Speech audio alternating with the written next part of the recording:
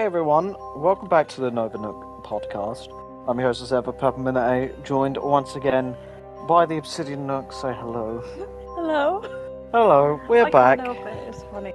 We're back for our first non-spooky film review. We are doing a little, not Netflix original, but feels like it was made for Netflix film called Subservience with Megan Fox, who ironically acts like a robot in real life and in basically everything else. And in this one, she is a robot, so that's pretty fitting typecasting, if you ask me. Anyway, Sorry, I feel like she didn't fit this role. It felt like it should have been somebody else. it was really stiff. Anyway, Sorry. thanks first. Apologies to everyone who just had her scream down your ears again. I'm sorry, it's just you were like really stiff, and that just brought me back to all the terrible tacky sex. Sax. There's lots of saxophoning in this film. Anyway, babe, why don't you give your story of how we ended up in this mess? I found it in HMV and I read the back and it said Simps and she falls for him. It's a robot that wants to fuck a dude and then goes evil, basically. And then I was like, this sounds like my cup of tea, and I didn't want to pay, I think it was like $9.99. $9.99 and $9.99, yeah. Or something like that for it. And then I found out it was on Netflix and we have the subscription, so I was like, well, we don't have to pay physical money. Or digital money. She doesn't want to pay money for it. She doesn't want to buy it for like... No, you said it was like 12 quid, didn't you? I can't remember what it was. Anyway. It used to be 9. Anyway, it wasn't worth the money. I feel like I've been ripped off and we're not even paying that much for our service at the minute. It was so awkward because there was a few like... If you guys have watched, what is it, 365 Days? And the or it's two sequels. It's a film, for some context, it's just a film where people have sex and they call that a film. And he's in it. So I was like, I know him from somewhere, and I was like, but I couldn't remember the name of the film. It looks like a poor man's Oscar Isaac. And then you were like, oh god, did you find this on TikTok? And I was like, no, I found this one myself. That's even worse. Let me show you a photo of Oscar Isaac, so you know.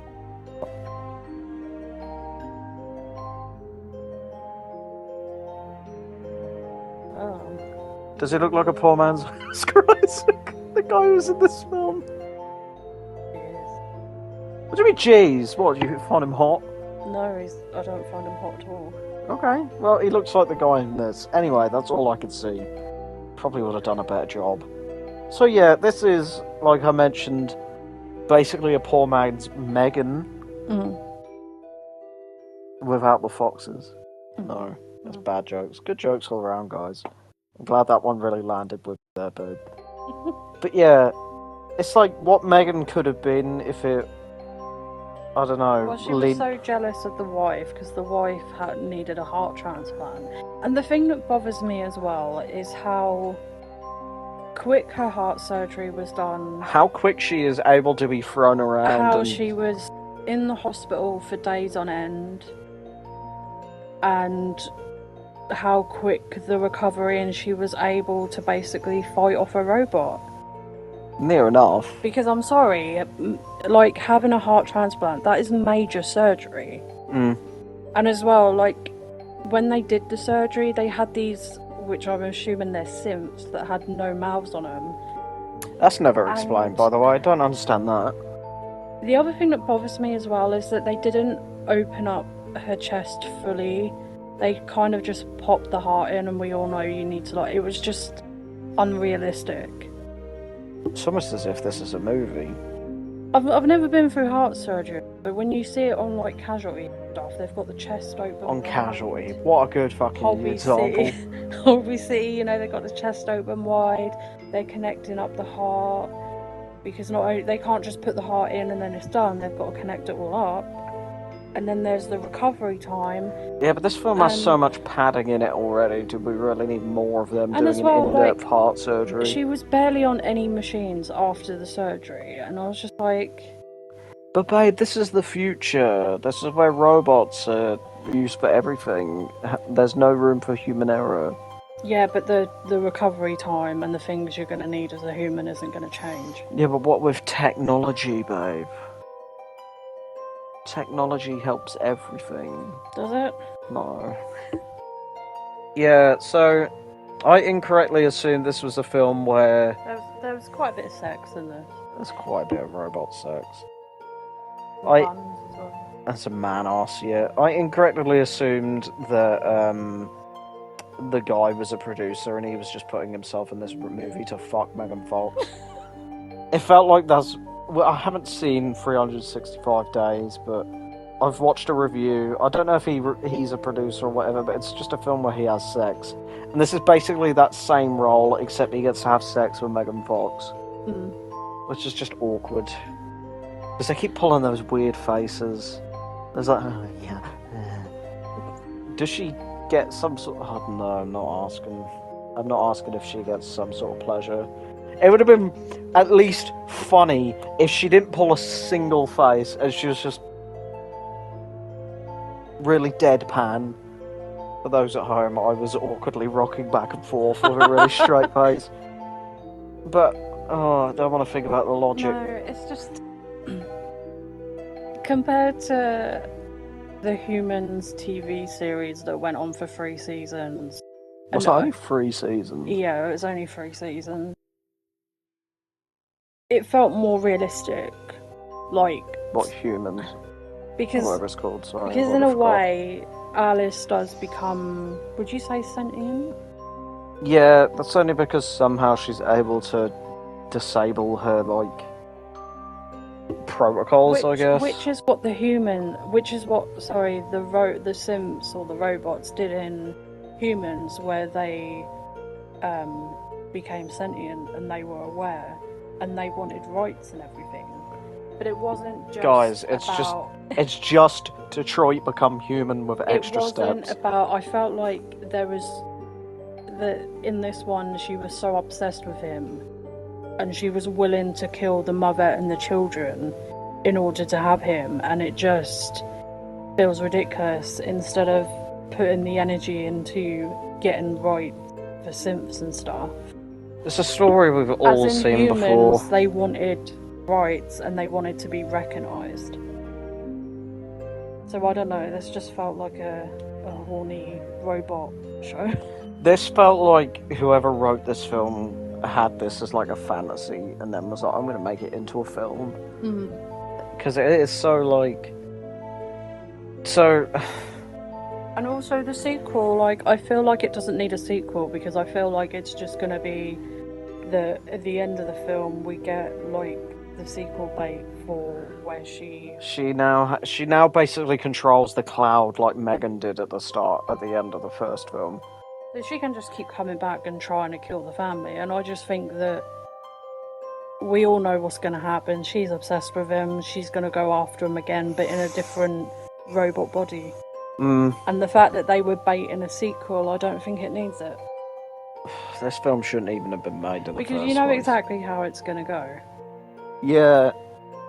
It's going to be basically the same story.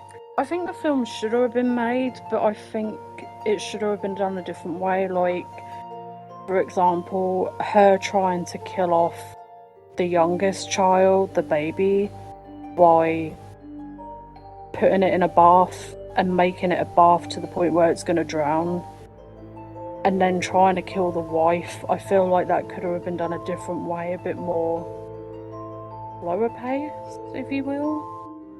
Yeah. Like manipulation type, trying to turn him against her, trying to wreck the marriage, do you know what I mean? Instead of it was just straight off like, she was going to kill the baby, she was going to... It does very much skip to, I'm just going to kill everyone so it's just me and you. It wasn't...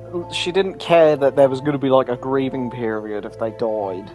It was just like, oh yeah, I'm just going to kill them and then we'll be together. And the little girl doesn't even try to get killed once. Like, the little girl just exists in this film. And then at the end is like, yeah, did you see how brave I was, bitch? You hid for 90% of the fight. And then a solid... Up until the third act, this film is nothing. This film is so... it's so, like, family drama with, like, hospitals and fucking... Oh, no, we're getting laid off from our jobs because technology, it's the Industrial Revolution all over again. I'm gonna fart. There we go, that probably got picked up. I apologise if it did. The thing is, it's kind of good that they put that bit in there, because let's be real, if technology keeps going the way it's going, humans will lose their jobs. I know, but it hammers that fucking message on the head so much. It's so, like, in your face about it. This entire film is so two-dimensional. Every character doesn't have much going to them. It's like the wife is ill, the child, like, wants her mother to be better, the dad is sad because his wife is ill, the baby exists. Just a baby. Yeah, you've got the robot that's horny and is evil. You got evil corporation CEO man doing an evil voice, being and like. And also to keep being like that. She goes to him, to Nick, to be like, "Oh, your family's a burden" and all that. And it's just like, all right, he might feel like that, but that's his wife and his kids. He's still going to be upset if you kill them. He's not going to like you anymore. Yeah, but as she said, it was something along the lines of like, oh, it may hurt now, but it's better in the long run. Because that's what the wife said to her in the hospital. I think if they got rid of the... I'm going to straight up just steal a plot point from Fallout 4. Instead of her falling in love with Nick, they should have gone with a route where she took her orders too seriously. So, like, in Fallout 4's Automatron DLC, anything to slip a bit of Fallout in, the villain is trying to save people by doing what's best. Like, the robots are doing everything they can to, like, not save them, but, I'm trying to remember, it's been a hot minute.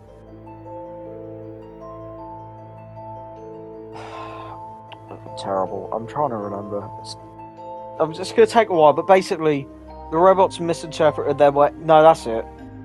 The villain wants the robots to help people, but the only way the robots believe that they can be helped is by them being dead, because their lives are so shit. The only way their lives would improve is if they're not alive anymore.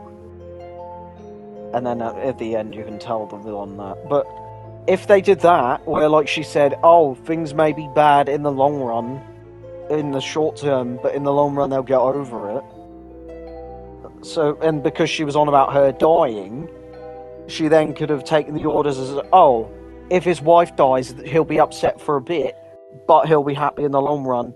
And because my directive is to help my primary user and protect him, by protecting him, she needs to die for him to be happy in the long term. Does that make sense? Yeah. Yeah. That would have been actually a plot that I could get behind. Not once more another film where Robot is horny and must kill everyone so she can be with him. That's not what Megan is. Megan is to protect the child. Pretty much. That very much sums up the film. It's, me have to kill everyone so I can fuck this random dude who no one can understand because he talks too quick and shouts half of his dialogue. Oh. Yeah, that was another issue. Like, look, you can't control the accent. It made it difficult to understand a chunk of his dialogue. But having him talk really quickly and shout all the time is just... oh, it just made hot... like, why was he even there? And he's... oh, everyone... nearly everyone in this film is hamming their performances in. Like, everyone is so half-assing everything, except for, like, the guy that gets laid off and then starts killing the robots. And then Megan Fox just kills him. At least he seemed like he actually gave a shit, whereas everyone else was just... yeah... and then please don't kill my wife. You know, basically.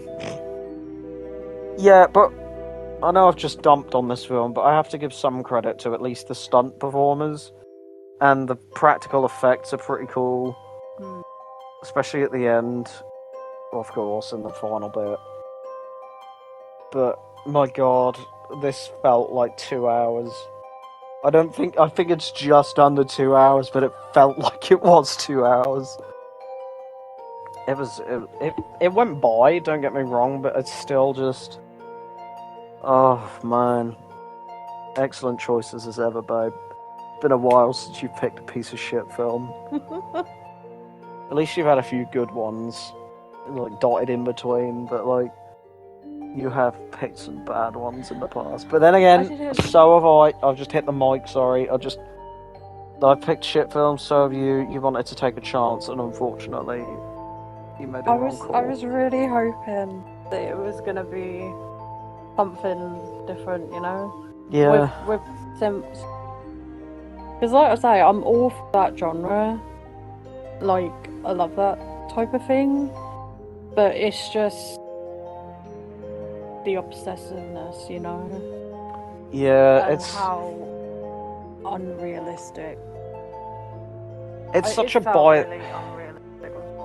It's such a by-the-books, like, predictable shit show.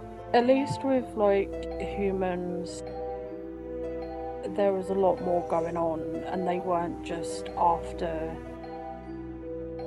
a person. They weren't selfish. Or you know, smeggies. Just say sex, but not talking to children. You know, they wanted rights. They wanted to be a person, or as close as they could get. So... yeah. And also, what happened to Megan Fox not wanting to take roles that are going to overly sexualise her? Because we did Jennifer's Body recently, and this is under that same thing where they use her, like, sex appeal as, like, the draw for her to just kick She ass. was standing in her underwear, I think I counted, like, 3 times, because she was trying to seduce, like, Nick. Yeah. It was either twice or 3 times. Something like that. If you're at least gonna do something, which I think it might be 5 actually, if you can count like the sex scene. Because she started fondling his package. Yeah, that in the was garage. weird. Then she stood in white underwear. Then she stood in black underwear. And then she had sex with him. Yeah. It's really bad that I counted. I mean, at the end of the day, it's Megan Fox, but it's a bit much, you know. I don't know what else to add. Yeah, we just bitched about this film for a while. If you want to see Megan Fox's butt, then I highly recommend it. If you want to see Megan Fox basically naked, there's so many fucking films out there. If you want to see the man buns from 300... If you want to see this guy's arse take up 80% of the camera for about 3 seconds, fucking watch it. I was half expecting this floppy dong to be out at some point. But no, at least they don't show a penis. But to her credit, Megan Fox doesn't get her tits out in this film. No, she doesn't. No. They could have done that. They could have had her robo titties. They could have... this film could have been better if it was a comedy. Just imagine him being like, I don't like the size of it. She goes, woo! You want them to be like your wife? Woo! Bit smaller? Oh, don't give anyone ideas. They might make the film of that. They could put it in Scary Movie. Oh, that'd be cool. It'd be funny. And the robot that has the beer thing come out of his hand, she could have had milk come out of her tits. Am I a real boy, Papa? Anyway, yeah, this film's not good. It's as simple as that. There's so much cringe, like dialogue, delivery. It's just, but the stunts are good and the practical effects are good, especially like the makeup and stuff. But the rest of it is just like, there's so many nothing characters that serve nothing to the plot. Half of them aren't even... I'm so glad I didn't do how we used to do the reviews, where I'd type it all up, because half of the cast is not on the fucking Wikipedia list. Are they not? No, it's about 5 people. I thought this was going to take place in the house, and that would be it. Oh. But there are so many people that just aren't credited. Lucky them. Bet it's on their IMDb's though, isn't it? Anyway, yeah. We've shouted and ranted about this film for probably way too long. We were going to do this tomorrow, but he wanted to do it now. That's because you started talking like in the review, and I went, right, that's it, we're recording it before you fucking ruin it. And then tomorrow you go, I've got nothing to talk about. I've got no points to make. Sorry. It's just what you always do. I just remember So you forget, and then you just go, it's just man ass. Put that in the thumbnail. Man ass the film. Anyway, yeah, so that's probably gonna do it. We've made all the jokes and pointed out all the shit with this film. This is not a good film. So, the best kill, worst kill? Worst kill can probably go to the robot construction workers that they kill off screen. Because there is more than one body bag, they kill one on screen, but they take multiple dead ones away. The best kill can either go to Megan 2.0, Alice 2.0. They should have made 3, and then it could be Alice with the 3 being an E. It's genius. See, hire me, Hollywood. It's so fun. It can either go to like the second Alice, blonde Alice, Blandis. There you go. That'll do. Because she gets like run over by a car, and then all of her like synthetic. She's like a melted Barbie or something. She looks like the Terminator. Oh, that's it. The Chucky dolls. What's it? Is it the Bride of Chucky? No, she looks like she get melted. She looked like the Barbies from Toy Soldiers that we just did not that long ago. That's true. Well, yeah, the Chucky dolls also makes sense. But she just looked like the Terminator as well, which is a much better robot film that we have also covered. Killer robot films is a weirdly wide genre. Well, at least with Terminator, I think he had his butt out, didn't he? Yeah, he had his man ass out. And his schlong. But at least he weren't like. But that is because he. I don't know why they send him back naked. I don't know if that's ever explained in the Terminator series. They're just bare ass. Yeah, either her or that first construction worker that gets his fucking head caved in by bolt cutters. If you can count can you count robots as kills? Can you say that's repairable damage? Megan having her core pulled out. Megan is just what I'm calling her, Alice. Like, Alice has her power core pulled out. I think again in humans, like once they were damaged that much beyond repair, they weren't able to. Yeah, but if it's a computer, can it count? Well, technically, because she uploaded her robo consciousness to the cloud. So is she dead, or can you say her body's dead? I don't know. We're not here to talk about that. We're here to make jokes and talk shit about the film for like 25 minutes. But yeah, other than that, unless you have anything else you want to say, no, we're so done, and it's hot. Even though it's November now. Who knows, this could be the month where we just review robot films. Robovember, I don't know. Jokes. Anyway, yeah, so that'll do it. I've been your host as ever, Purple8, joined once again by the Obsidian Nook. Her links... That's weird, you actually said goodbye. Well, you went laters. You can find her links in the description alongside all of mine, and we'll see you next time.